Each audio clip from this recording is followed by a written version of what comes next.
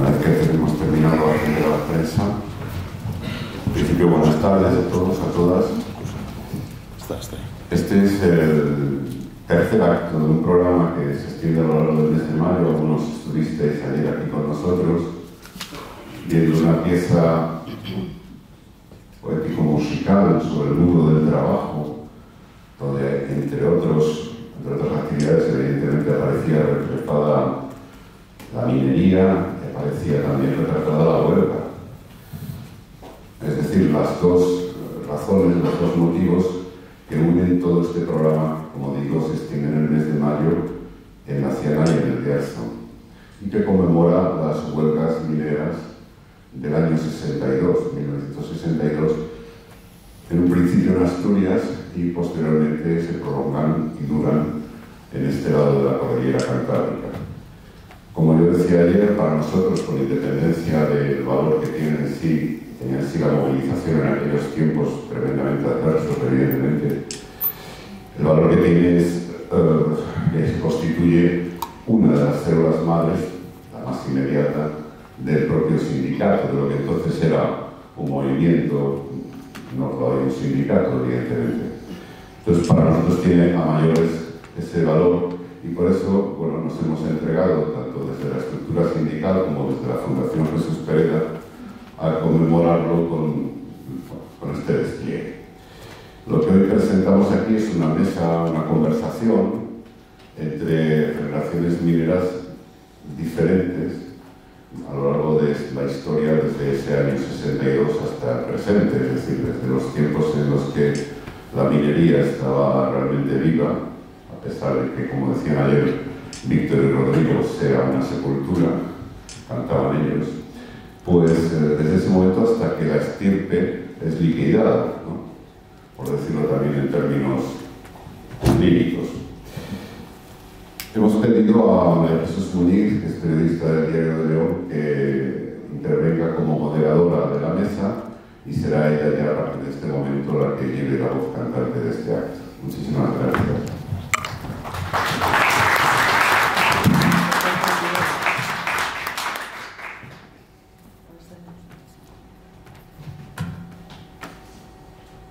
No sé si está encendido, ¿me oís? Bien. Vale, pues buenas tardes, muchas gracias por estar aquí. Como decía Ignacio, vamos a hacer un repaso de todo lo que ha sido la movilización minera a través de las distintas generaciones que han pasado por todo este movimiento, desde los primeros movimientos, desde la huelgona del año 62 hasta la parte ya de extinción de la minería, pero también hablar de futuro, porque las minas están cerradas, pero hay mucho que pelear todavía en fondos de transición y en las promesas que siempre se le han hecho a las cuencas, y que también vamos a analizar si se han cumplido y de qué manera, ¿no? Y sobre todo queremos saber, la intención es que todos estos mineros, representantes sindicales, nos comenten también qué hemos aprendido de todos esos movimientos, de cada momento histórico, y qué es lo que tenemos que aprender todavía para los tiempos actuales de estas movilizaciones. Como decía, es el 60 aniversario de aquella gran huelga de minera del año 62, que comenzó en Asturias, la huelgona, la huelga del silencio, la llamaron también, que consiguió movilizar al resto de los sectores, a un montón de provincias, y que fue, hay quien dice que ahí realmente es cuando empezó la transición, porque fue quizá el movimiento que puso al franquismo contra las cuerdas y que obligó a cambiar cosas. Luego miraremos la huelga del 72, todavía en franquismo, pero ya en un periodo de cambio mucho más avanzado, y a partir de ahí la huelga y los movimientos del año 92, que además fue cuando ya empezó la reestructuración de la minería, cuando la perspectiva del sector cambió, y de 2012 con Omar, que es el representante más joven que tenemos aquí, que ya en el 2012 se veía un fin, pero todavía hubo muchas movilizaciones, ¿no? Nos acompañan en la mesa José Ramón Vega, está Javier Rubio, Guillermo Murias y Omar García, que es el más joven. José Ramón Vega, que vivió la huelga del año 62, aquella gran huelga.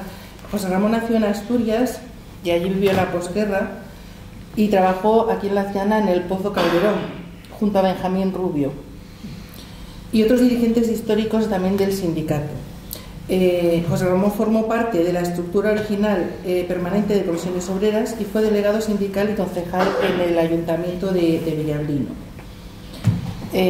José Ramón, cuando se gesta la huelga del año 62, hay un movimiento laboral, unas reivindicaciones laborales, pero era también un movimiento social, ¿no? Había una situación social y de penuria que también obligaba a esas movimientos. ¿Cómo viviste tú cómo se gestó aquello? Buenas tardes a todos. Efectivamente, le pusieron la huelga del 62 la huelga de silencio. En el sentido de que efectivamente, tal y como ocurrió, pues yo creo que sí acertaron con el calificativo que le han puesto. La huelga del 62 pues empezó aquí en Laciana a la mañana en el Pozo María y a la tarde ya el resto de los grupos de aquí abajo, los de Villaseca, tardaron un poco más. Y ahí no hubo ningún problema, quedó la mayoría. Pero luego, ¿qué ocurre? La empresa al día siguiente empezó a mandar cartas a casa para que fueran a trabajar y desafiando que no fuera a trabajar, que se tuviera la consecuencia de demás. Entonces algunos, pues efectivamente, le llamábamos una palabra fea, a mí me parece una palabra fea, pero era así, esquiroles, y estábamos de huelga y iban a trabajar. Y le decía antes que efectivamente las mujeres ahí jugaron un papel importantísimo, porque sin duda alguna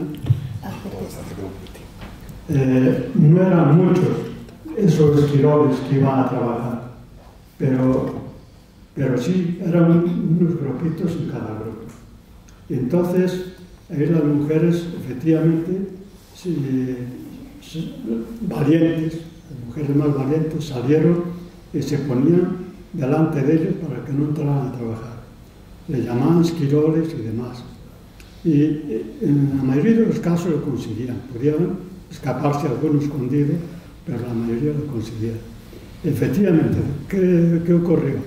Pues sin duda alguna, al momento las fuerzas de la Guardia Civil pues ya las pararon, ya les desafiaron y decía antes, es verdad, algunas, para que a ver si así no les pegaba, se ponían un cojín debajo de la ropa como que estaban en estado.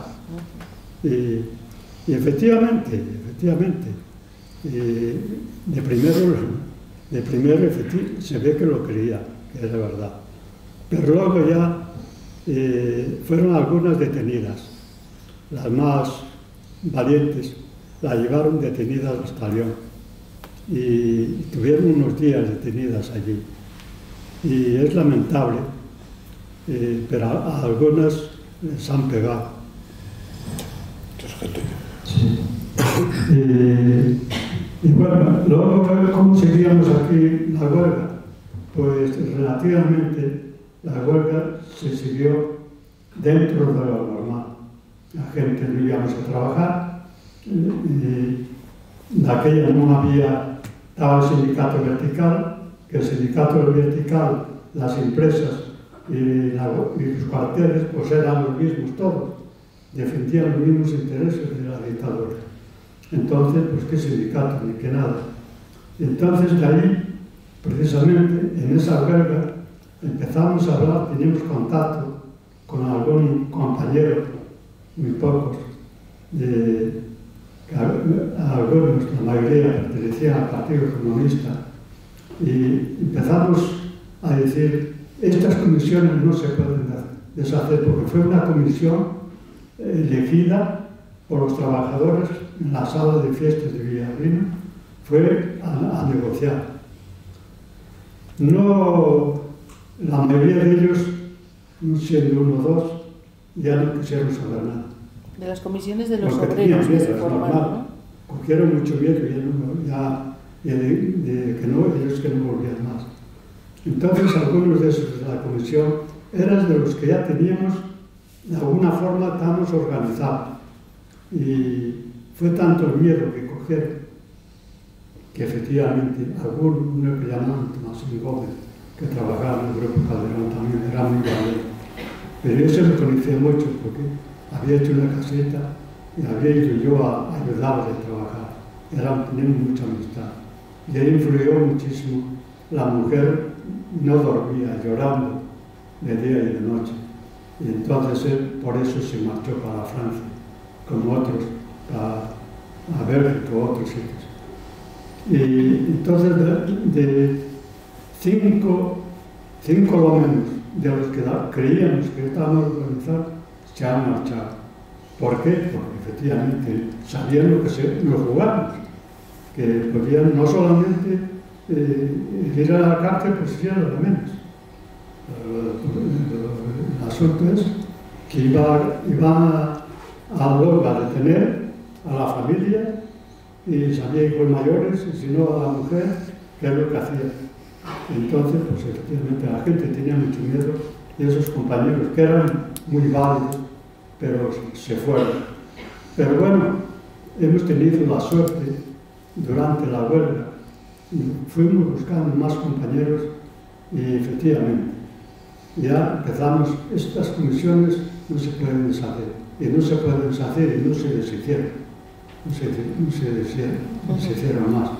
Y así que hemos, pues, de alguna forma organizados. El problema, ¿cómo nos reuníamos? Cuando no podíamos andar por la calle nada más que 3 juntos, porque si no nos detenían. Y entonces, claro, era muy duro, muy difícil. Pues teníamos que reunirnos de noche, un día en el monte, otras veces en casa de un amigo, y otras así, porque claro, había que organizarse. Sin organizarse no éramos nadie, no podíamos hacer nada. Y así, de esa forma, pues efectivamente fuimos organizando, fuimos tomando contacto, y luego ya efectivamente, al poco tiempo tuvimos la suerte de tener contacto ya con los asturianos. En la segunda huelga, uno del Pozo María, que dieron la cara, hablaron, y ahí fue cuando les dieron mucha leña a los que hablaron allí. Y entonces en la segunda huelga la gente tenía miedo. Pero ha valido mucho ya la huelga de mayo, la primera, porque nos había quitado mucho miedo a la gente. Sabíamos que no había otra cosa, que teníamos un muro de cemento por delante y que había que buscar como fuera, poco a poco, ir pegándole mordiscos hasta a deshacerlo. Y de alguna forma, con el tiempo, muy duro, muy difícil, lo fuimos consiguiendo. En la segunda huelga, efectivamente, hubo algunos cobraron, otros despidieron. Y en Asturias deportaron a varios a otra región. Pero en Asturias lo estuvieron más difícil, tardaron un poco más en crear las comisiones. Porque sí tenían creado comisiones, pero ¿qué ocurría? Que a esos compañeros los tenían tan localizados que eran detenidos ya. Entonces, pues ya no había tal comisiones, sin pensar de que íbamos a crear los sindicatos, nada más que aquellas comisiones. Entonces, pero sin embargo aquí conseguimos que en la primera comisión ya que quedaron 2 o 3 de los que habían ido a negociar con la empresa, como fue el padre de Javier, Benjamín Rubio, pues ya de ahí empezamos a reunirnos en casa de Ramiro Pó. Nos reunimos en Villaseca. Empezamos a tomar contacto y tener reuniones con los del Bierzo, mineros del Bierzo. Un día en un sitio, otro día en otro. Que salíamos, pues normalmente esas reuniones eran todas clandestinas, con mucho riesgo, porque si nos detenían ya sabíamos lo que iba a pasar y lo que iba a ocurrir. Entonces, pues cambiamos, no íbamos siempre al mismo sitio. Una vez en un sitio, otra vez en otro. Me acuerdo una vez que fuimos a León, que nos íbamos a reunir allí, donde aquellos Benjamín y yo, y quedaba de ir a buscar una chica que de aquellos tiempos tenía un cochecito, era de gente eso, que la familia no le dejaba, pero ella era muy valiente. Y quedaba de ir a buscarles a Puente San Marcos, a León, y que no llegaba. Pues aquí algo pasó. Y que claro que había pasado.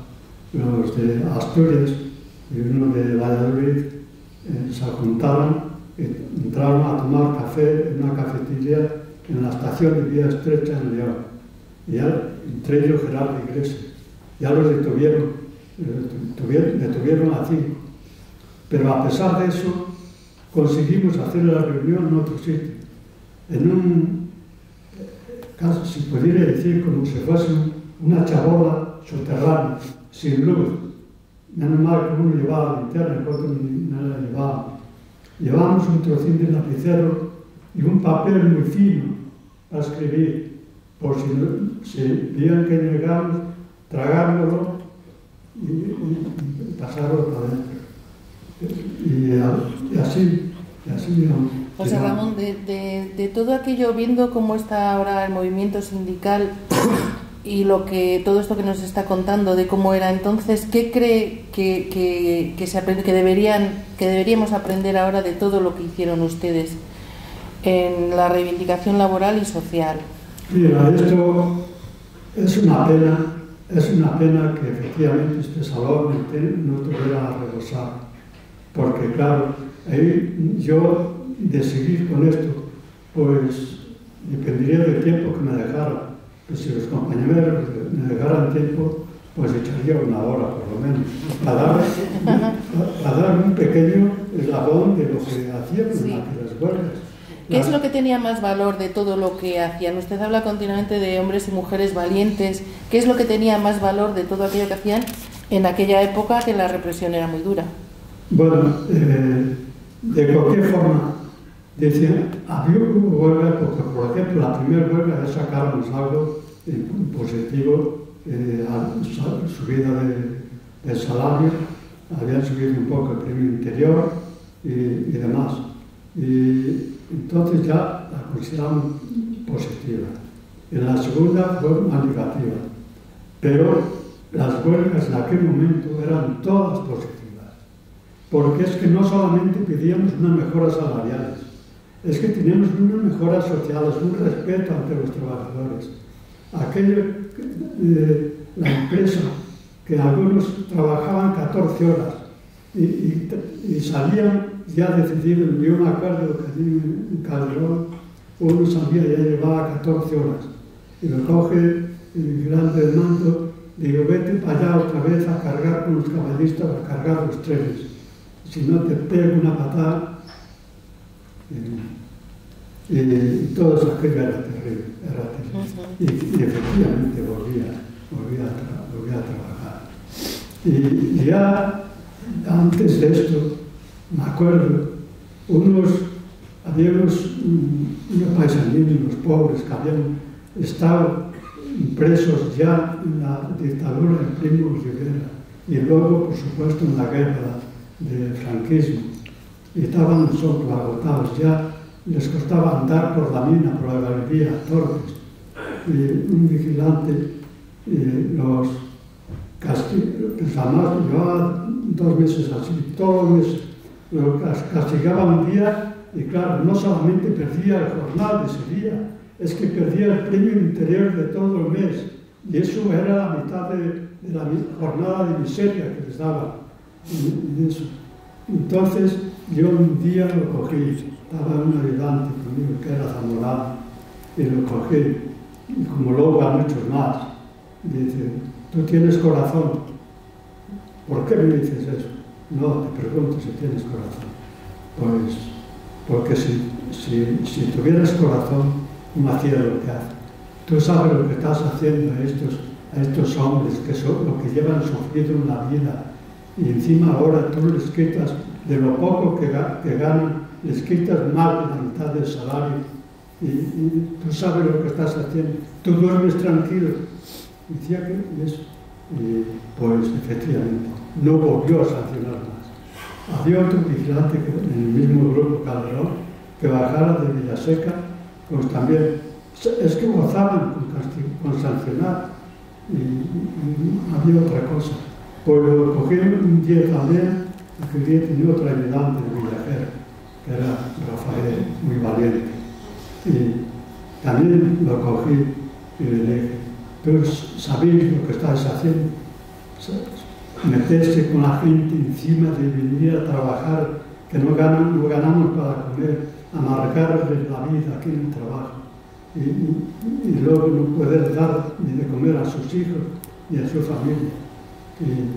Y primero se me tiraba. Pues fue otro que yo me enterara, no volvió a sancionar más. Y así lo es. Y algunos, está feo decirlo aquí, algunos también llegaron a cobrar. Y así fuimos ganando un respeto, pero un respeto muy importante. Es decir, de la segunda huelga en adelante, ya vimos que efectivamente eso, que habíamos empezado a morder el cemento tan duro que teníamos delante y que había posibilidades de romper el muro.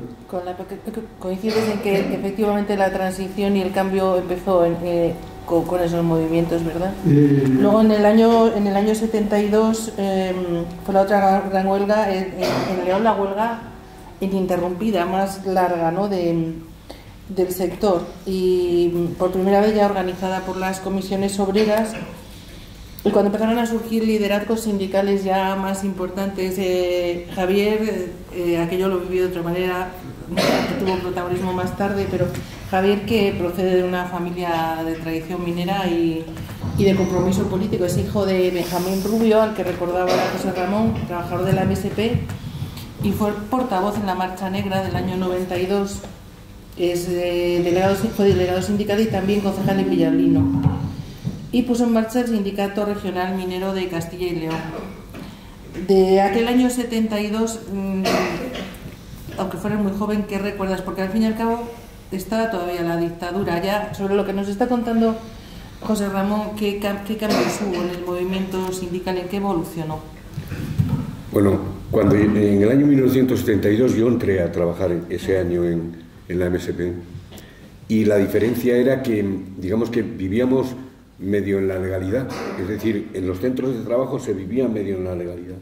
Es decir, los sindicalistas se subían a los bancos del cuarto aseo y hablaban a la gente con toda naturalidad. Quiero decir que la situación de la dictadura era lo que era, es decir, la situación política era la que había, pero lo que eran los cuartos de aseo, cuando los líderes sindicales se subían a un banco, digamos que parecía que estabas en libertad, porque la gente, es decir, no se callaban, hacían los planteamientos, lo mismo los planteamientos de condiciones laborales que de condiciones sociales.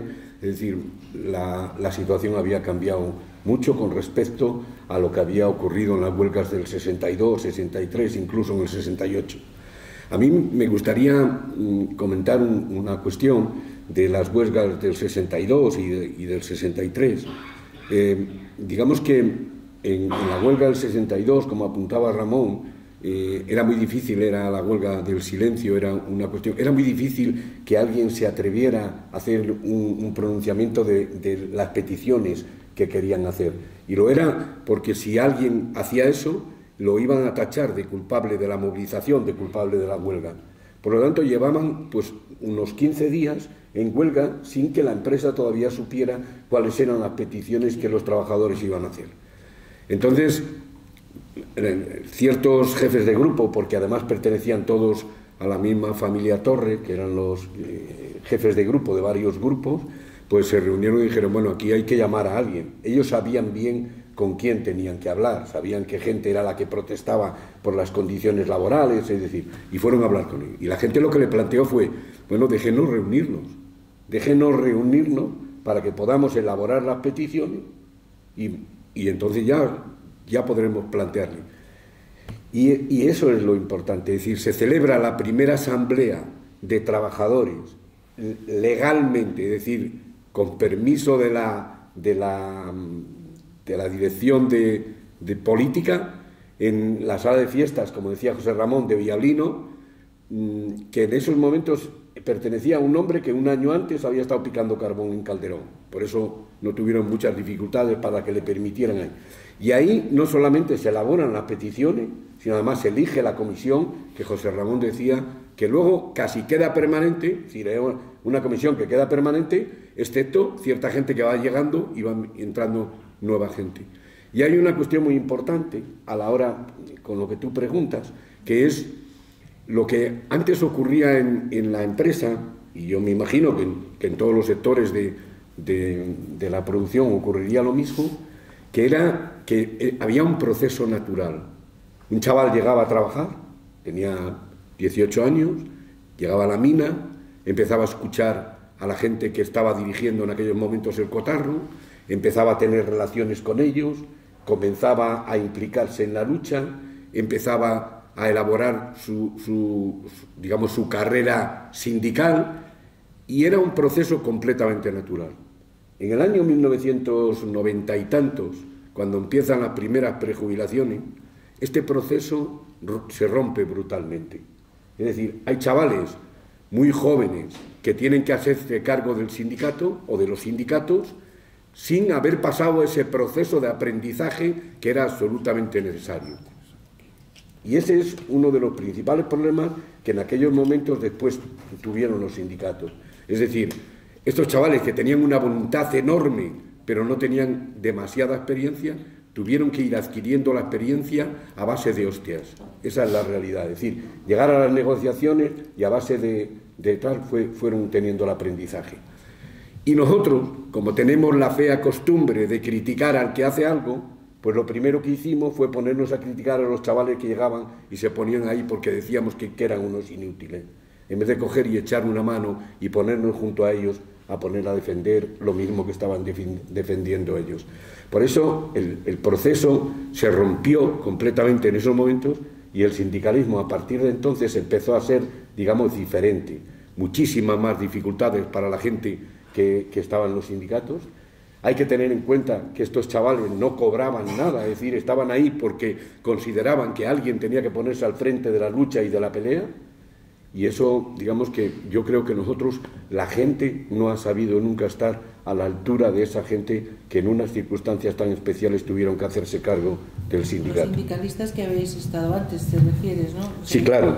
Prejubilados se desvincularon de todo ese movimiento y de los herederos. No hablo solo de los sindicalistas, porque muchos de ellos sí que echaron una mano. No, hablo de la gente en general, de los trabajadores en general. Es decir, daba la impresión de que el tema le correspondía a esta gente y que no necesitaban echar una mano, no había por qué hacer eso, ¿no? Claro. Y eso es, digamos que a mí es una de las cuestiones que más me ha molestado en todo este periodo de tiempo. Javier, y luego la Marcha Negra del año 92 sí que fue como también un punto de inflexión a lo mejor en la manera de movilizarse, ¿no?, de la minería, de hacerse visible también fuera de las cuencas. ¿Cómo se gestó aquello? Claro, del 72 al 92 habían cambiado muchísimas cosas de la minería, pero ¿cómo se gestó? Ahí voy a ser muy breve, porque está aquí Guillermo, que tiene muchos más datos que yo sobre esa cuestión. No, lo que quiero decir es que en el año 92 lo que ha quedado en la imagen de la gente, en el oído y en la memoria, es la marcha. Y eso no fue nada más que una pequeña circunstancia de la movilización. Lo que tuvo realmente una trascendencia brutal en aquel momento fue la movilización, tal y como se planteó. Yo creo que seguramente fue una de las movilizaciones más importantes que se ha hecho en el movimiento obrero, no solo en este país, incluso en Europa. Pero no hablo solo de la marcha, hablo de todo lo que sucedió desde el inicio de la movilización. Y yo creo que Guillermo ahí tiene muchas cosas que ofrecer. Desde dentro de la mina y desde fuera, ¿no? Porque Guillermo Murias, que aquí tiene el honor de haber ocupado, dicen, los dos cargos más importantes que se pueden tener en la Hacienda, ¿no? Es secretario comarcal de comisiones y alcalde de Villablino. Y además fue diputado provincial, es decir, aparte de la carrera sindical, tiene una carrera política muy importante. Y en esta movilización que dice Javier del 92, tú además estuviste 50 días encerrados en el Pozo Calderón, ¿no?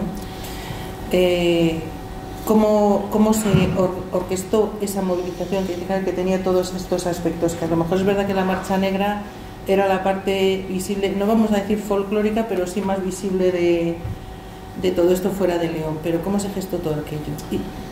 Bueno, vamos a ver, yo creo que en principio pues, agradecer a la Fundación que hoy podamos estar hablando de este tema y a ti por moderarlo.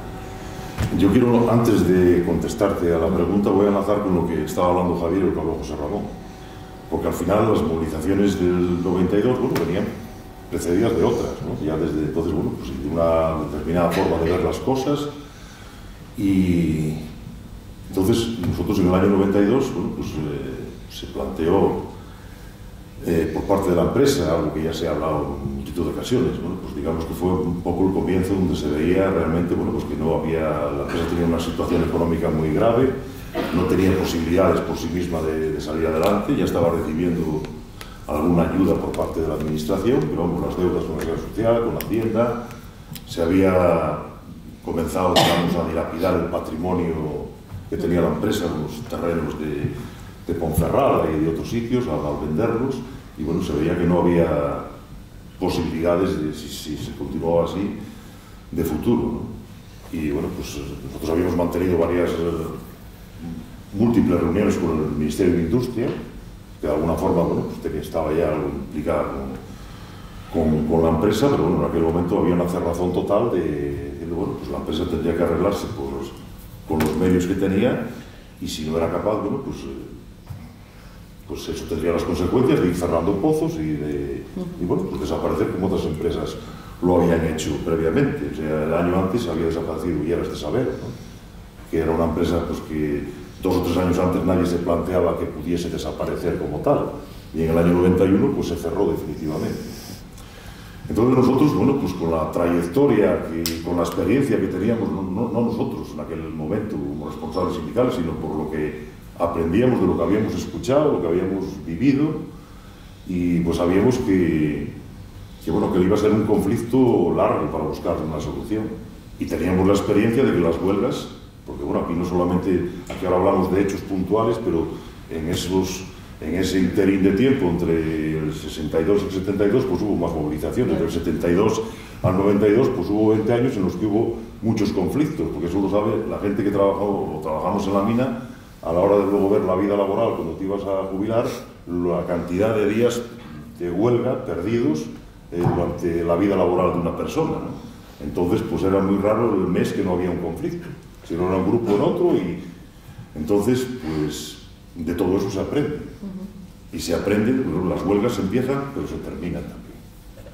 Y nosotros lo que teníamos claro en aquel momento es que lo principal que tenía que haber era unidad de acción.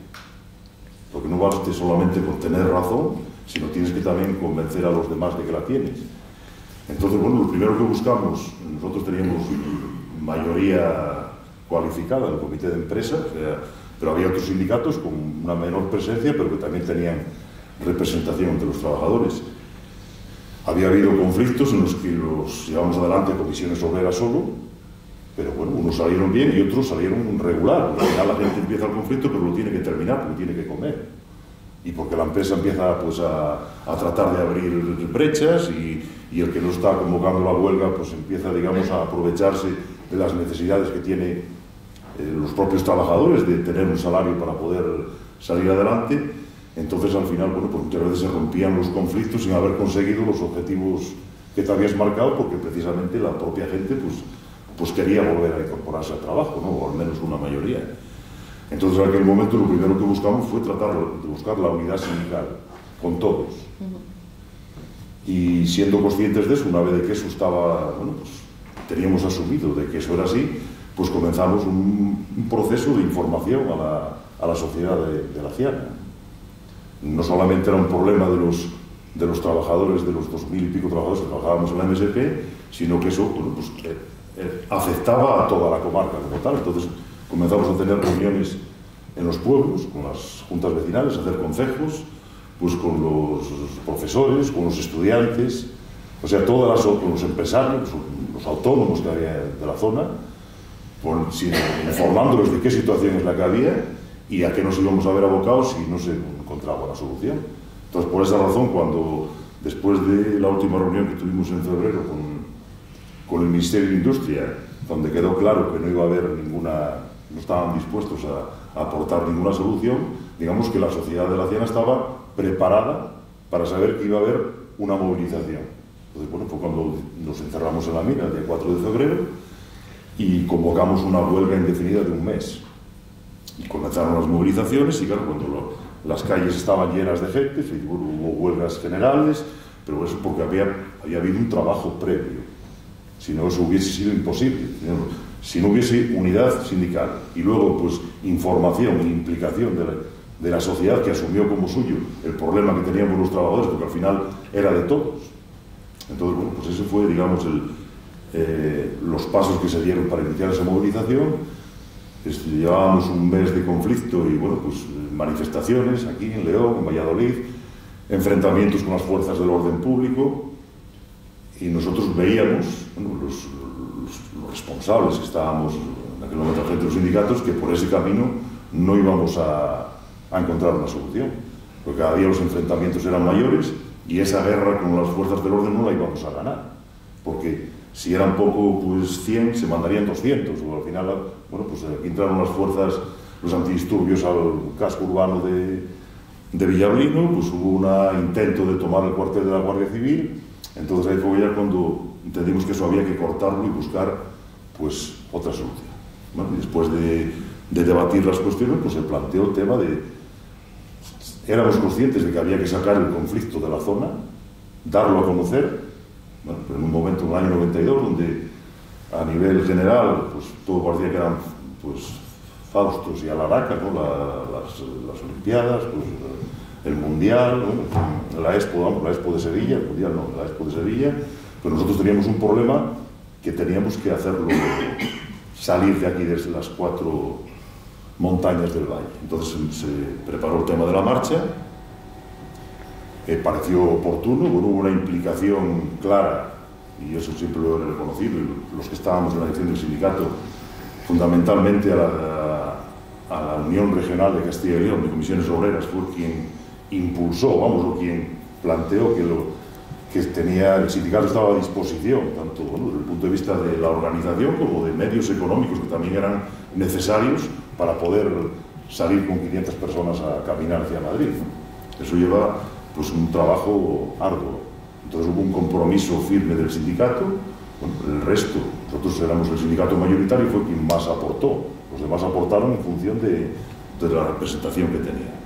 Y bueno, pues el resto ya se conoce, ¿no? La marcha, afortunadamente, pues cumplió los objetivos, despertó la solidaridad de la ciudadanía por los sitios por donde pasaba. Yo creo que, bueno, porque la gente, todo el mundo tenía problemas, no éramos solamente nosotros, y se veían identificados en esa forma de lucha, y al final, bueno, pues lo que conseguimos fue arrancar un compromiso de la administración de no dejar caer la empresa. Eso, bueno, pues por resumirlo, después de esto, al año siguiente vino la quiebra de la empresa, que es a lo que estaba abocada cuando empezamos las movilizaciones, pero gracias a los compromisos que habíamos arrancado, la empresa no se dejó caer. Se decretó una quiebra con continuidad de la actividad, que fue la primera vez que se hizo eso en el país. Continuamos trabajando, bueno, los sindicatos nos comprometimos a garantizar que se iba a trabajar y se iba a sacar la producción con recursos bastante limitados de aquello. Eso también nos obligó muchas veces a discutir con los propios afiliados, con los trabajadores en los cuartos de aseo, para hacerles entender que bueno, pues estábamos trabajando y aceptando en aquel momento cosas que 2 años antes no hubiesen sido motivo de un conflicto. Bueno, entonces eso también, pues eso se pudo hacer. ¿Por qué? Bueno, pues porque teníamos en aquel momento fuerza, nos respetaban los trabajadores y entendieron de que eso era necesario. Y al final, bueno, pues por resumir, yo creo que se garantizó, entre comillas, pues en la continuidad de la empresa, y bueno, pues la actividad minera continuó en la zona, desgraciadamente, bueno, pues por cuestiones, y de eso pues hablará también Omar, que fue quien al final tuvo que asumir a última hora las consecuencias de las decisiones políticas que se adoptaron a la hora de decir, bueno, pues la mina se cerraba, pero bueno, yo creo que eso no es, y aprovecho para decirlo ahora, porque hay veces que muchas veces la gente se cuestiona, bueno, ¿y para qué sirvieron las huelgas? ¿De qué vale si ahora está todo cerrado? No sé qué. Bueno, pues sirvió para resolver el problema que en aquel momento había, para garantizar que 2000 y pico familias pudieran seguir comiendo, viviendo y desarrollando su proyecto de vida, y evidentemente no resolvió todos los problemas, pero tampoco estaban en nuestra mano poder resolverlos. Lo que era nuestra responsabilidad, yo creo que en aquel momento se hizo lo que había que hacer. Lo que había que hacer. No sirvió, como digo, para que aquí ahora siguiéramos hablando, o esta sala estuviera llena, hubiera pues 500 trabajadores de ese sector o de otros, que de eso hablaremos, o me gustaría hablar después, de que esos son los compromisos que están por cumplir, pero creo que las movilizaciones pues sirvieron. Y yo, un poco contestando a lo que decía Javier antes, al final, cuando hablabas de que la gente luego que vino después, pues se vieron más solos, evidentemente, claro, pues es que todo esto, o sea, esto es una correlación de fuerzas. Nosotros en aquel momento teníamos fuerza porque éramos muchos y estábamos unidos. Y ahora mismo, después, con el paso de los años, seguía habiendo las mismas razones, pero no había la misma fuerza para defenderlo. Entonces ese es el problema. Eso pasa en todos la balanza. Si no hay contrapesos, se va inclinando y al final cae para donde más peso hay. Bueno, hay un paralelismo también, no te voy a decir, entre que la época, el momento no es el mismo, la situación no es la misma, pero lo que contaba José Ramón también era una reivindicación laboral, pero era una situación social. Y es el compromiso y la implicación de toda la sociedad la que llevaba adelante esos momentos históricos, ¿no? También con eso. Y el heredero de toda esta situación es al que dicen que te tocó cerrar la mina. Omar García es cuarta generación de mineros y mineros sindicalistas. Desde tu bisabuelo, me parece, ¿no? Desde el tatarabuelo, entonces más generaciones todavía ahí. Participaron activamente en los movimientos mineros desde el año 34, ¿no? Desde el principio, y ahora es el final de la estirpe. Te ha tocado esta última etapa sindical. Es delegado sindical desde el año 2008, o sea que te han tocado los años duros ya no de la reconversión que empezó en los años 90, sino de negociar el cierre, ¿no?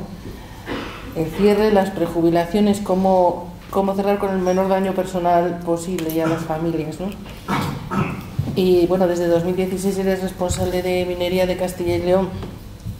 Con todo esto, por seguir un poco lo que estaban diciendo ellos, Javier y Guillermo, como sindicalista en estos años, y a pesar de toda esa herencia, ¿os sentisteis solos cuando llegó el momento de tomar las riendas de la defensa de los intereses de los mineros y de la sociedad de las cuencas en conjunto, claro?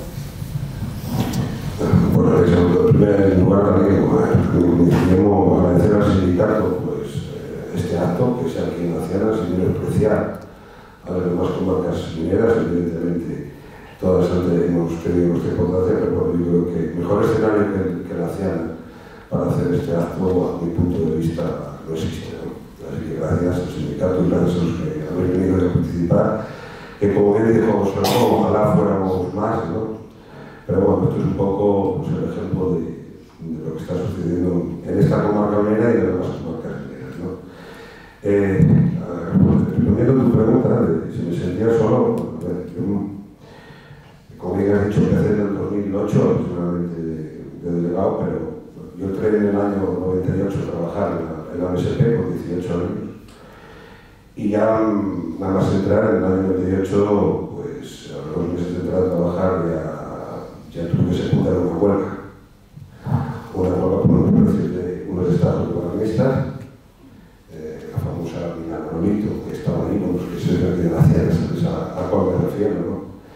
Y después en el 2000 hubo otra gran movilización. Esto fue todo el sector, que era el protocolo eléctrico del año 2000.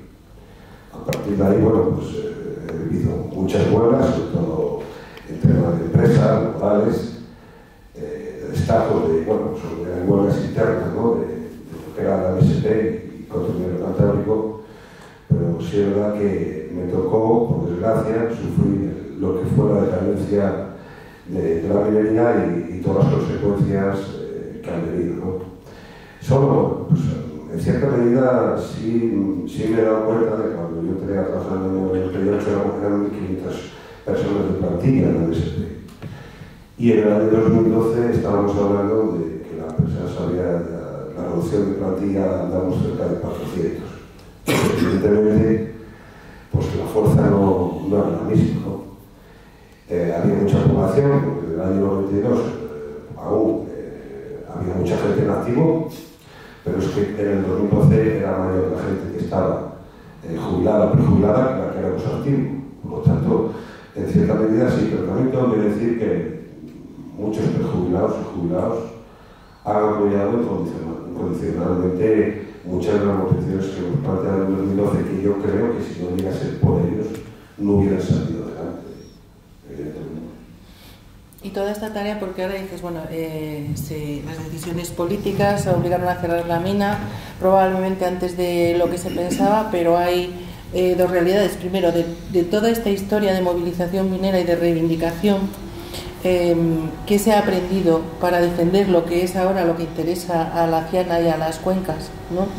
¿Qué intereses? Y luego, eso por una parte. Y luego, por otra parte, es que queda mucho que negociar a la hora de todos los fondos que ahora hablamos de la transición justa. Hay un plan del carbón, que ahora es el acuerdo de la transición justa y todo esto, que está en vigor. O sea, en realidad la deuda con las cuencas sigue pendiente. ¿Hay razones todavía para reivindicar? ¿Cómo hay que reivindicar ahora? No sé, yo sí me vas a permitir un poco, para entender un poco la situación que estamos, indistintamente lo que han dicho los compañeros, que totalmente de acuerdo. El modo superávit de las movilizaciones mineras es el de siempre. No ha cambiado nada desde José Ramón, Javier Rubio, Guillermo, a lo que yo he vivido, ¿no? La acción sindical es la misma. En el sector de la minería eran encierros, eran enfrentamientos con los antidisturbios, eran manifestaciones, incluso nosotros hemos tenido que inventar algunas marchas nocturnas con los focos, ¿no? Esas cosas, ¿no? Era algo novedoso. Y es muy difícil, ¿no? Pensar y sacar una idea de esas, ¿no? Que además con el convencimiento de que va a ser secundada y que va a seguir bien, ¿no? Yo, si me permites, sí quería decir 3 apuntes que tengo aquí importantes, no me voy a extender mucho, nada más son las cuestiones más importantes para entender lo que se ha vivido, ¿no? Después lo que ha dicho Guillermo, que en el año 92 pues era la problemática de lo que era la minera social Ponferrada, pero era la antesala de lo que iba a ser la reconversión del sector, ¿no? Ha empezado en Ribes de Salero con despidos, con unas bajas indemnizadas, pero sin prejubilaciones. Veníamos de un precedente que era en Inglaterra, con el cierre de la mina inglesa, después de un año de huelga, incluso muertes en los conflictos, y se ha cerrado, y era la antesala de lo que iba a pasar en la minería española. A partir del 92, pues, se han empezado a firmar los diferentes planes del carbón, con ayudas a las producciones y con ayudas a la industrialización de las comarcas mineras, que no se ha cumplido la parte, efectivamente, que es la parte social, ¿no? Se han cumplido las prejubilaciones, se han cumplido las ayudas a la producción de las empresas, pero no se ha cumplido la parte social, que es el empleo alternativo en las comarcas mineras. No se ha cumplido, se han hecho cosas, pero no ha sido efectivo, ¿no? Como estamos viendo a día de hoy, ¿no? Pero es que en el 2012, de manera unilateral y con un acuerdo firmado, el ministro Soria plantea al sector un 63% de reducción de ayudas a la producción, a las empresas, ¿no? Aparte de la reducción a las empresas, la reducción en lo que son las ayudas a la reactivación de las comarcas mineras, ¿no? Acto seguido, pues la patronal minera, pues evidentemente, con esa reducción de ayudas, pues nos deja de pagar los salarios. Nos deja de pagar los salarios porque si no teníamos la decisión de salir a la calle, porque estábamos cobrando los salarios, pues entonces nos daba la empresa un motivo para salir a la calle. Y el motivo de los empresarios era que si no había ayudas, no había salarios. Así de sencillo. Nosotros, del parte sindical, también entendíamos de que era un incumplimiento de lo acordado, con el sindicato, que era un 63% de ayudas, y entonces hemos salido a otro sector. Esto, para entenderlo, ha tenido una magnitud muy similar a lo que fue el 62. Esto no ha sido una movilización de una comarca unida, esto ha sido una movilización de 3 comunidades autónomas, tenemos Asturias, Castilla y León y Aragón, incluso de lo que es la minería pública, UNOSA, que rara vez ha estado en sintonía con la minería privada en los intereses, porque los intereses no tenemos los mismos, ¿no? La minería privada íbamos por una vía y la minería pública pues siempre han ido por la suya, pero hemos sabido sacar a todos los trabajadores del sector, sin excepción de ninguna empresa. Hemos estado 65 días de huelga, 65 días de huelga, eso ya en el 2012, ¿no? Se han convocado huelgas generales en 31 comarcas mineras de Castilla y León, se han secundado al 100%, bares, colegios, autónomos, se han convocado dos huelgas comarcales generales en 31 municipios. Ahí está pues, lo que nos diferencia un poco lo que es el sentido de clase, el sentido de lucha de las comarcas mineras al resto, ¿no? Pero bueno, eso como digo, viene ya de la época de José Ramón, de Javi, de Guillermo, ¿no? Y en el 2012 pues ese espíritu lo hemos mantenido, con nuestros problemas, como ha dicho Guillermo, evidentemente han sido muchos. Hemos convocado, como sabéis, una marcha minera, similar al 92, pero aglutinando trabajadores de todas las empresas, ¿no?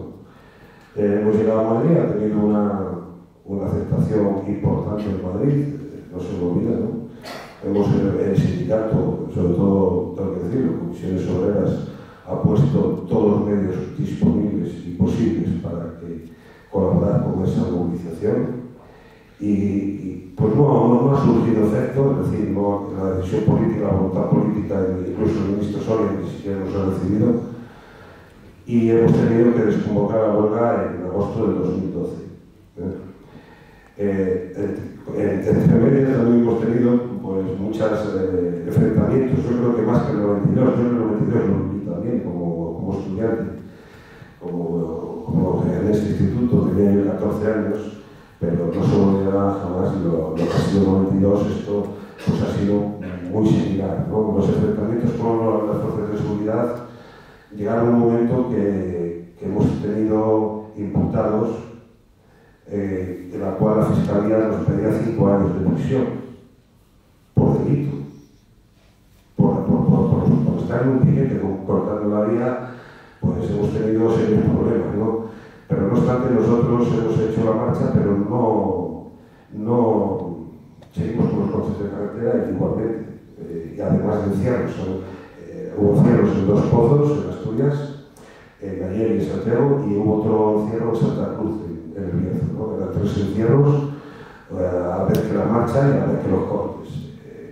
Está claro que, sobre todo la prensa provincial, los medios de comunicación, que para nosotros era muy importante, nos tenían todos los días con titulares, ¿no? De prensa, ¿no? Pero lo cierto que es que desde la provincia de León a los medios regionales ya no salimos tanto y ya no hablemos de los medios nacionales, ¿no? Lo único que salía era el ministro del Interior para criticar la actuación de los mineros en las carreteras y poco más que llamarnos terroristas, ¿no? Yo la marcha ha servido para sacar, como bien ha dicho Guillermo, se ha repetido, ¿no? Lo del 92, nos ha sacado un poco lo que era el conflicto de nuestras comarcas y se ha dado visibilidad a nivel nacional en las cadenas de tirada nacional. Nos ha sido muy importante. Lo que pasa es que a partir de esa desconvocatoria de huelga, y aquí tengo que decir claramente que como un sindicato además, la Unión Sindical Obrera, que en todo momento pues, nos ha puesto trabas a las organizaciones minoritarias, incluso desconvocando la huelga de Ibero Vasco Loresa antes de que salieran los encerrados. Son cuestiones bueno, pues que tuvimos que lidiar, no es fácil. Evidentemente, una movilización de trabajadores tenemos nuestros problemas internos para llevarlas, nuestras complicaciones, pero yo creo que hemos dado la cara. ¿Se ha servido de algo? La verdad que no, porque el gobierno tenía la dirección muy clara, que era cerrar las empresas. Y esto hemos convocado las movilizaciones, entramos al Tajo y los empresarios empiezan a despedir a los trabajadores. Nos encontramos con todas las empresas auxiliares de minería cerrando, concursos de acreedores y liquidación, una detrás de otra. Estamos hablando de 2.000 trabajadores solo en la provincia de León, de subcontratas. Después de cerrar las subcontratas, de nosotros hacer movilizaciones para mantener esos empleos sin al final tener resultado, el agotamiento de los trabajadores, que también la patronal va con esa baza y esa ventaja que sabíamos que estábamos desgastados, ya no solo mentalmente y psicológicamente, sino económicamente, que es muy importante también, ¿no? Al final, como decíamos, la gente tiene que comer y había situaciones económicas, yo conozco muchas lamentables, o sea, todos teníamos dificultades económicas, tuvimos que abrir bancos de alimentos, pedir ayuda, o sea, hacer una caja de resistencia también en los centros de trabajo, o sea, que ha sido una locura y ha sido, lo digo, psicológicamente ha sido importante, ¿no? Para nosotros ha sido un jarro de agua fría todo, ¿no? Y las empresas empiezan a cerrar, empiezan a echar a los trabajadores, los empiezan a dejar de pagar los salarios y llega, a duras penas no nos cogen las térmicas del carbón, que ese es otro punto importante. En el 2010 se sacó un gran decreto por garantía de suministro de un partido socialista, el presidente Zapatero a la cabeza, un gran decreto que nos garantizaba 4 años de la quema del carbón en las térmicas, pero a partir de ahí ya hemos tenido problemas porque incluso las propias térmicas no compraban nuestro carbón, compraban el carbón importado, nuestro carbón no lo compraba, incluso estando a menos precio que el importado, seguían comprando el carbón importado y el nuestro no. O sea, no era una cuestión económica, no era una cuestión de precios, había otra cuestión que era política, ¿no? Nos afrontamos 2018 con un nuevo gobierno socialista y sobre todo muy ecologista. En esto ecologismo también tengo que decir que en todos los partidos políticos hemos tenido conversación con todos y sin excepción todos los partidos políticos tienen su línea ecologista, es lo que nos hemos encontrado, ¿no? Incluso en nuestro sindicato también tenemos nuestra línea ecologista, ¿no? Y a veces es difícil, ¿no? Es difícil un poco entender la reivindicación del sector, que no era otra que mantener una garantía de suministro pequeña, pero una garantía de suministro suficientemente para casos como estamos viendo, ¿no? Que suba la tarifa de la luz o no haya generación eléctrica de las renovables y que pudiera mantener el poco empleo que quedaba, ¿no? Y no tomar medidas drásticas, ¿no? La hoja de ruta del gobierno socialista ha sido cerrar sí o sí, con la firma nuestra, de los sindicatos, o sin la firma nuestra, o sea, no hacer de todas maneras, ¿no? Hemos arrancado un plan de carbón que ya sin empresas, que solo se basa en las prejubilaciones y en una transición justa, ¿no? Una transición justa, así lo han dicho, colectivo de pasiva, que conocían perfectamente los errores del pasado, que los tenían bien definidos y que tenían claro lo que tenían que hacer y lo que no deberían hacer, aprendiendo esos errores. Y como bien has dicho, pues ahora nos encontramos con una transición que ni hay transición ni es justa, o sea, no tenemos nada, ¿no? En eso estamos. Yo creo que ese es el reto que tenemos por delante, no solo sindicatos, sino todas las comarcas mineras, porque yo creo que el futuro que nos ha provocado, que ha sido un cierre desorganizado y desordenado y precipitado, incluso la alternativa que nos han prometido y que ellos han firmado por muchos titulares de prensa, por muchas fotos que salen en el periódico, no existe. La gente que vivimos en las comarcas mineras, hoy mismo se han dinamizado lo que es la térmica de la roca, ¿no? Hoy precisamente, ¿no? Para eso tiene mucho premio, ¿no? Para lo que es dinamitar las centrales térmicas tiene mucho premio, pero para crear empleo de trabajo alternativo para nuestra juventud, no para nuestra juventud, sino para también nuestros mayores, y mantener servicios públicos de calidad, como está pasando, que cada vez el censo está bajando y evidentemente los servicios van a ir bajando, pues estamos ya un poco cansados, por lo menos aquí en la COE. Yo como trabajador de mineras no es el mismo que ellos tienen, ¿no? Evidentemente hay que vivir en una comarca minera para entender la situación que tenemos. El que quiera entender no es tan difícil entenderla. Otra cosa es que quiera hacer algo, ¿no? Pero bueno, en esa pelea estamos y yo creo que ese es en realidad nuestro reto de aquí adelante. El reto actual. Claro, en el tema de los últimos ministros de Industria, es verdad que es la canción de cuando uno parecía lo peor del mundo, otro vendrá que bueno te hará, ¿no? Pero bueno, hay dos cosas, decías, en nuestra movilización no sirvió para nada porque las minas cerraron, pero también antes Guillermo decía, sirvió para que miles de familias siguieran viviendo durante mucho tiempo, en vuestro caso también, ¿no? Y en el tema de lo que queda pendiente, Guillermo, tú además desde la parte política, desde la parte sindical y desde la parte política, desde los años 90 hasta llegar a este plan de la transición justa, han sido muchos los planes del carbón, muchas las propuestas de reindustrialización de las comarcas, mucho el dinero invertido. Me gustaría que hicieras un breve análisis de si eso ha servido realmente para el objetivo para que se planteó, si eso ayuda a las comarcas y sobre todo, basándose en eso y con los fondos de transición minera que tenemos de transición justa ahora y los fondos de la Unión Europea que tienen partidas muy importantes para las comarcas mineras, ¿qué es lo que tenemos que aprender de lo que se hizo para no repetir los errores y que efectivamente se reviertan en las comarcas? Vamos a ver, yo creo que sobre esto se ha escrito mucho y con razón, además. Pero bueno, lo cierto es que durante los años que se llevan desde el primer plan del 98, que fue el 98-2005, donde comenzó a haber fondos públicos para, ¿no?, pero para ir cerrando, para indemnizar a la gente con el coste de las prejubilaciones, para ayudas a las empresas que se llevaron una gran parte y luego pues para mejoras y para obras de infraestructuras de los ayuntamientos y en teoría para proyectos empresariales que generasen empleo en las cuencas. Yo creo que el análisis que yo puedo hacer de estos años es que, bueno, pues evidentemente los fondos, al menos en lo que respecta a la responsabilidad que yo me tocó tener como alcalde del ayuntamiento cuando los 8 años que estuvimos en el ayuntamiento, pues la mayor parte de los fondos a los que nosotros pudimos acceder como tal fueron para mejorar los servicios públicos. Y como en este ayuntamiento, en la mayoría, porque es verdad que las movilizaciones mineras, como hablábamos antes, no solamente se reclamaban salarios y reducciones de jornada y no sé qué, sino también iba aparejado pues mejorar las condiciones de vida, la calidad de vida y demás. Entonces, no solamente en las comarcas mineras, pero en las comarcas mineras había muchas cosas por hacer en materia de infraestructuras, de servicios y demás.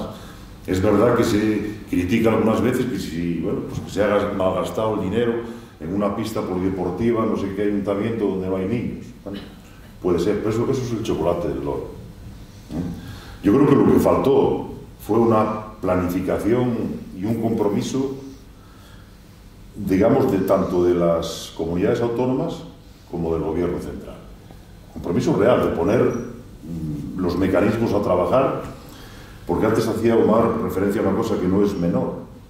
Es el tema de que la gente o que la empresa pública iba por un lado y las privadas iban por otro. Aquí hubo 2 reconversiones mineras. O sea, la de la empresa pública y las comarcas donde estaba ubicada la empresa pública fundamentalmente, UNOSA, y la de las empresas privadas. Evidentemente, no voy a decir que lo de la empresa pública les hayan ido bien las cosas, porque seguramente todo el mundo preferiría que siguieran los pozos abiertos y teniendo actividad, pero al menos ahí sí hubo una planificación por parte de la administración pública. Se creó una empresa exclusivamente para tratar de, con esos fondos, atraer inversiones a las cuencas mineras, y eso es algo que, por ejemplo, en las comarcas donde estaban las empresas privadas, eso no se hizo. Entonces, bueno, pues es verdad que llegó dinero para que los ayuntamientos pudieran pues mejorar las redes de agua, hacer servicios públicos. Aquí pues se desarrolló una fase del polígono industrial, se hizo un matadero, un centro sociosanitario, una residencia de mayores. Todas esas cosas se cofinanciaron, no al 100%, pero sí con fondos del plan del carbón. Muchos fondos llegaron en la provincia de León para carreteras. O sea, por ejemplo, en principio las minas están donde están, pues estaban donde estaban. Pero después, políticamente, a los que tomaban las decisiones, normalmente a los partidos mayoritarios, pues, aunque cuando se firmaban los acuerdos se decía que los dineros iban a ser para las cuencas mineras, para las comarcas mineras, las cosas luego se fueron modificando, aunque algunos pues nos hartamos de denunciarlo y demás, pero como dije antes, esto todo es una correlación de fuerzas.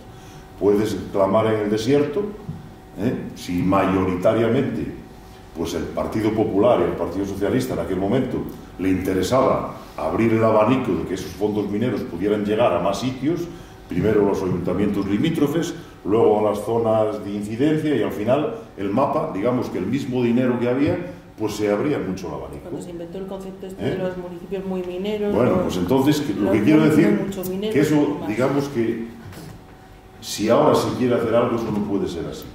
Quiero decir, lo que hay que hacer ahora mismo, desde mi punto de vista, es aprovechar tener capacidad para exigir, o sea, ponerlo de manifiesto, hablar de ello, lo primero. Y aquí, bueno, pues le pido al sindicato, que estamos organizando estas jornadas hoy, que eso es algo que no se puede olvidar. Está bien que hablemos de nuestra historia, de lo poco o mucho que hayamos podido contribuir tanto al movimiento obrero o lo que contribuyeron las comarcas mineras a desarrollar este país, que eso también es un hecho cierto. Pero bueno, no se trata de estar todo el día lamentando, diciendo, tenéis que, sino de poner de manifiesto algo que entiendo que es justo. Esa transición justa no se hará. Tienen que llegar fondos, pero tienen que llegar fondos para crear industria. Nosotros no podemos, ni esta comarca, pero por hablar de esta, que es donde estamos, el futuro de esta zona no puede ser solamente el turismo y la ganadería, porque eso no es así. Y si lo es, seguiremos perdiendo población y diciendo, bueno, pues esta comarca podrá tener 2.000 habitantes, 2.500 personas, pueden vivir de eso. El resto no. Porque en la medida que los jubilados y prejubilados, por la cuestión biológica, nos vaya aparcando hacia el más allá, pues las cosas, si no se fija población con la gente joven, pues aquí lo que hace falta es, en este sitio y en otros, pues eso, que realmente se haga justicia con las comarcas mineras. Y nosotros, aparte de tener capacidad para ponerlo de manifiesto, aprovechar las experiencias que tenemos de estos años, no solamente desde las huelgas del 62, sino como se habló aquí antes también ya de la del 34 y todo lo que fue la historia que tenemos en las zonas mineras, para seguir movilizándonos. Pero habrá que echarle imaginación, y yo creo que estamos anestesiados, pero todavía no estamos muertos. Estaremos muertos si nos dejamos morir, y estamos todo el día en el lamento permanente. Pero lo cierto es que hay que poner de manifiesto que existe un problema, que falta compromiso, porque como dije, simplemente con hacer, y termino, porque no quiero acaparar esto, con hacer lo que se hizo con el tema de UNOSA, crear un ente con recursos económicos para atraer inversiones a las comarcas mineras, con un par de proyectos industriales que se planteasen en las cabeceras de comarca, se contribuiría en gran medida a paliar el problema del desempleo en las zonas mineras. Y habría posibilidades de que la gente joven no tuviese que, por necesidad, tener que marcharse. Que se marchen si quieren marcharse, pero que tengan la posibilidad de quedarse porque aquí puedan desarrollar. Y el tema de la ganadería, pues por terminar, dar una pincelada, aquí hay capacidad para unos pocos ganaderos. ¿Por qué razón?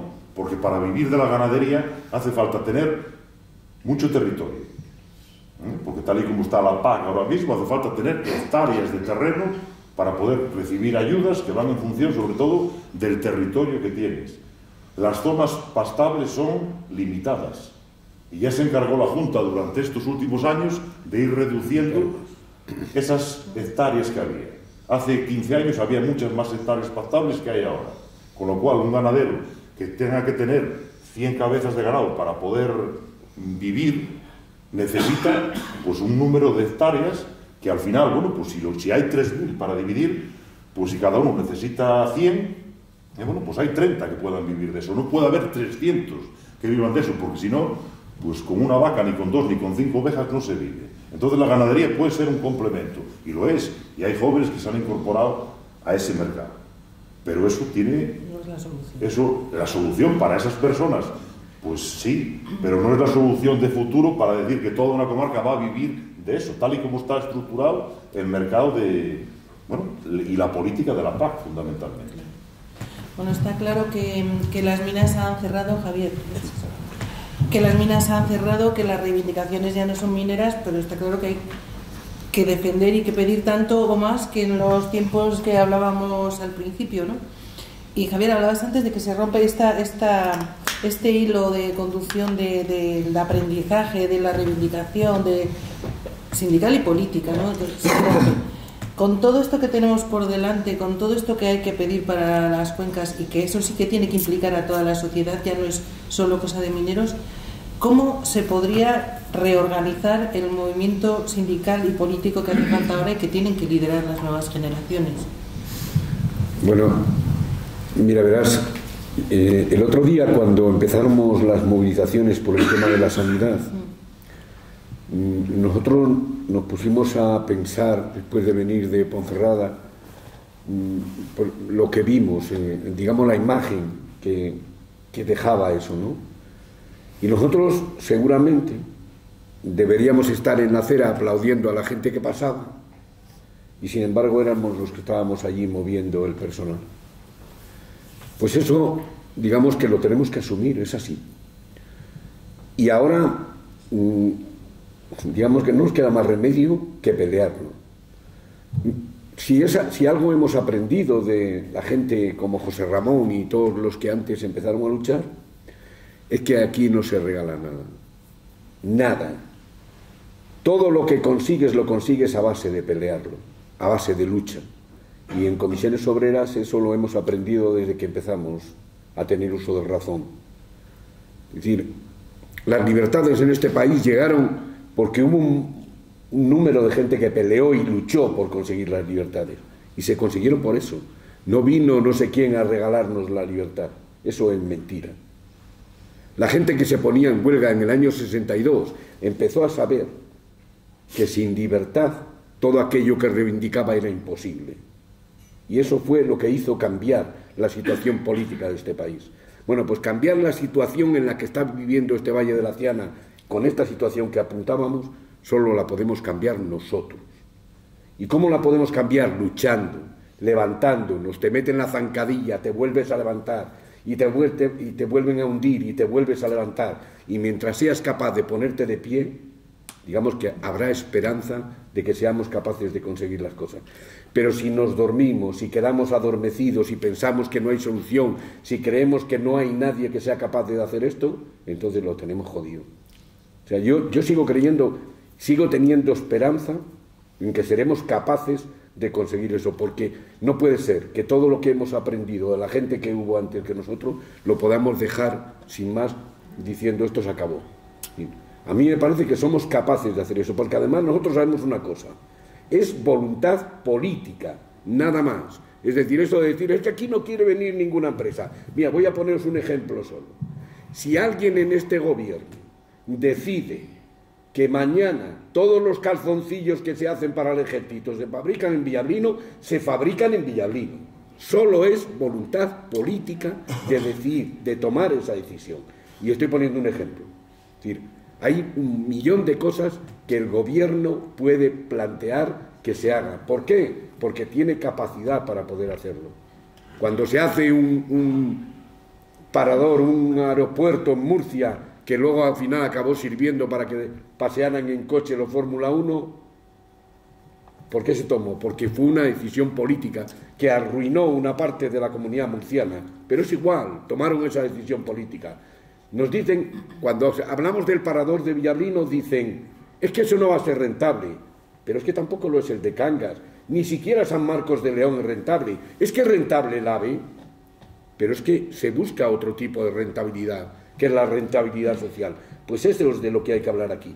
Y para que nos escuchen, tenemos que levantar la voz. Y si tenemos que caminar, pues nos pondremos en movimiento. Pero si no lo hacemos, entonces esto es la ruina. Y los jóvenes creen...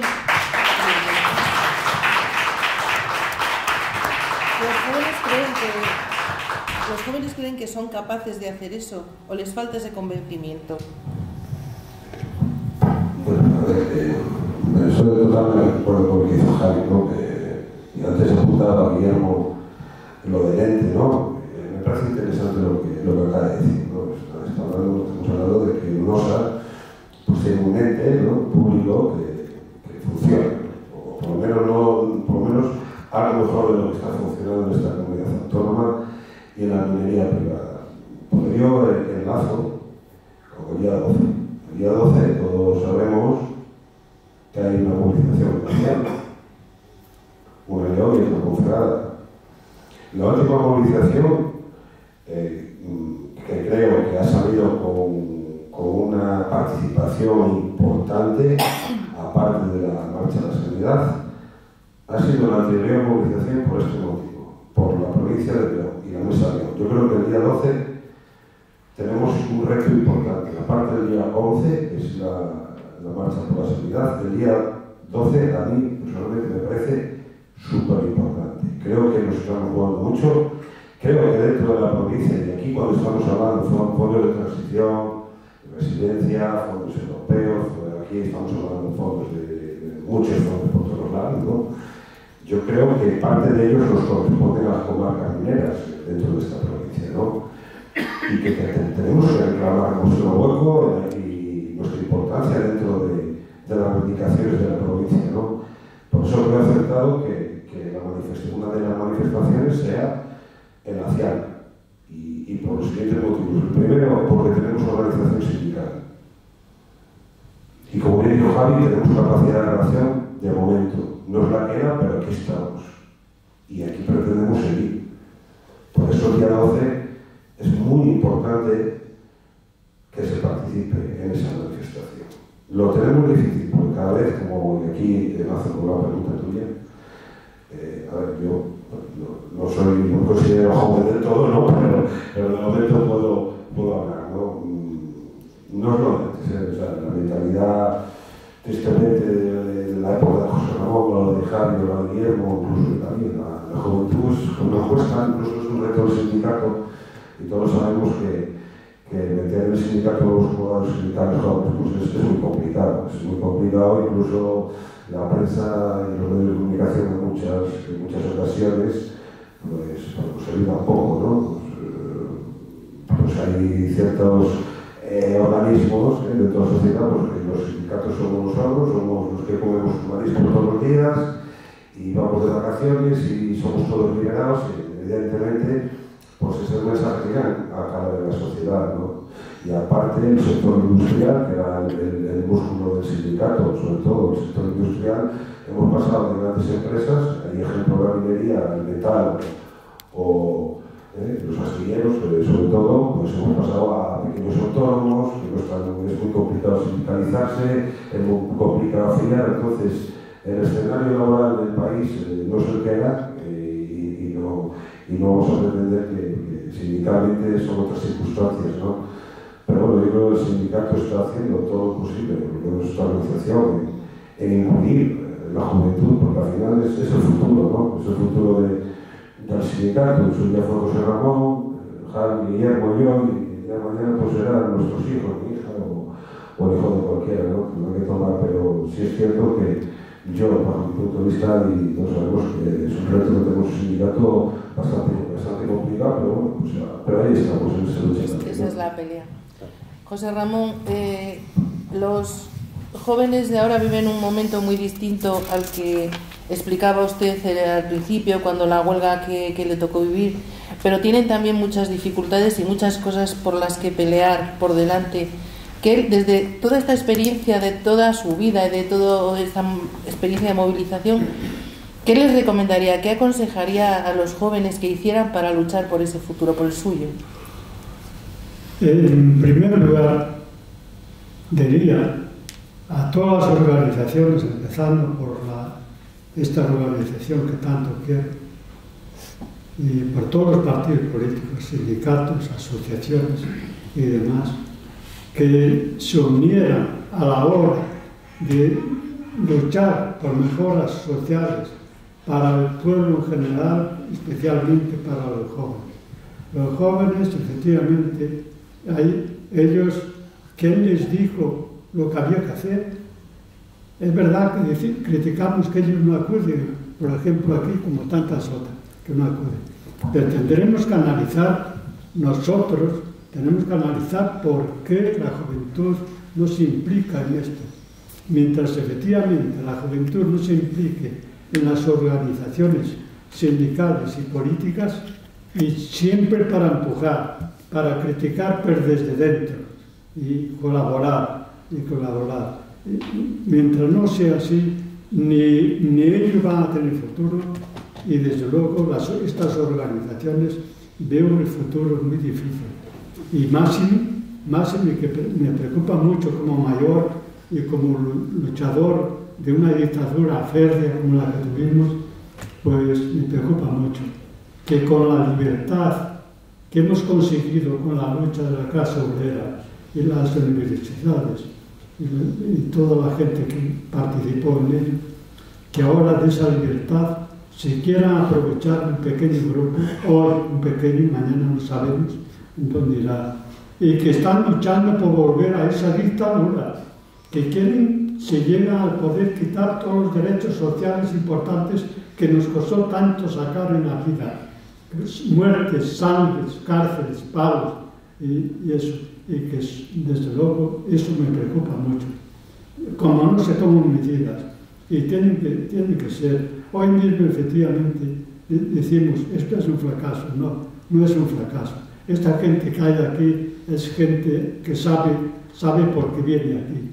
Pues lo que tenemos entre todos es comunicarnos especialmente a esa juventud que tiene que ser el futuro de mañana, que las generaciones se acaban y hay que reponerlas, pero tenemos que reponerlas por supuesto pues con gente joven que va saliendo de las universidades. Tenemos, después de todo, me siento orgulloso que hay mucha juventud hoy con carrera, de gente de la clase nuestra. Eso es importantísimo. Pero claro, esa juventud hay que aprovecharla, que les valga para ellos mañana y para el conjunto de la sociedad. Y mentalizarnos que efectivamente esos que levantan la voz para defender y haciendo como bueno el franquismo, eso es un desastre. Eso no se lo podemos consentir. Eso hay que contestarles con la palabra. La palabra tiene mucha fuerza, pero hay que usarla con el corazón abierto, diciendo la verdad. Y cuando se dice la verdad, la gente atiende. Tenemos que empezar por ello. Y si no, yo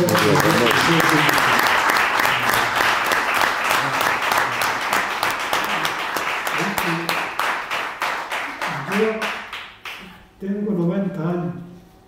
Si hace 40 años me dicen que iba a llegar a esta edad, con lo que pasé en la vida, yo decía, vosotros estáis locos, porque estoy aquí. Yo creo que esta ilusión me ayuda a vivir. Esto de hoy me ayuda a vivir.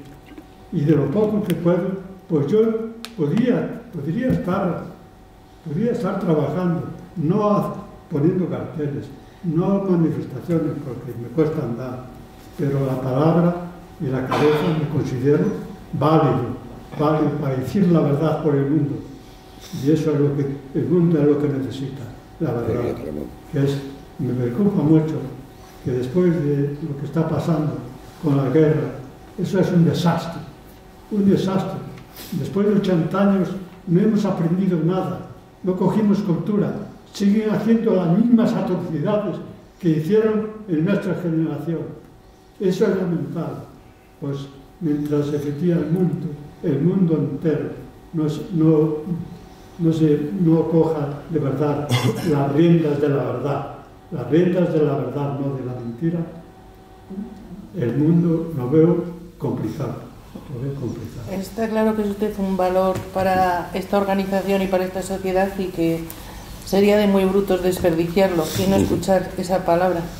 Y la de todas las generaciones de sindicalistas, de gente que se mueve, de personas que se han movido y que se siguen moviendo por el interés de todos, porque al final lo que se defiende es el interés de todos. No serán ya mineros, o serán mineros siempre, seguramente, pero hay mucho, está claro que hay mucho por lo que luchar. Pues Ramón nos ha dicho la forma en la que hay que hacerla, que hacerlo, hay mucho que enseñar a las generaciones futuras, que analizar, pero hay mucho por lo que luchar todavía en las cuencas. El futuro depende de eso, así que después de repasar todo lo que se ha hecho, yo creo que lo que hay que mirar es para adelante y poner las bases para que todo eso siga siendo así. Y el sindicato y actos de este tipo está claro que están para hacer estas reflexiones y para poner esa base. Así que después de lo que ha dicho él ya tenemos muy poco que añadir. Entonces, solo darles las gracias por acompañarnos y a tomar todos buena nota de todo lo que aquí se ha dicho. Muchísimas gracias.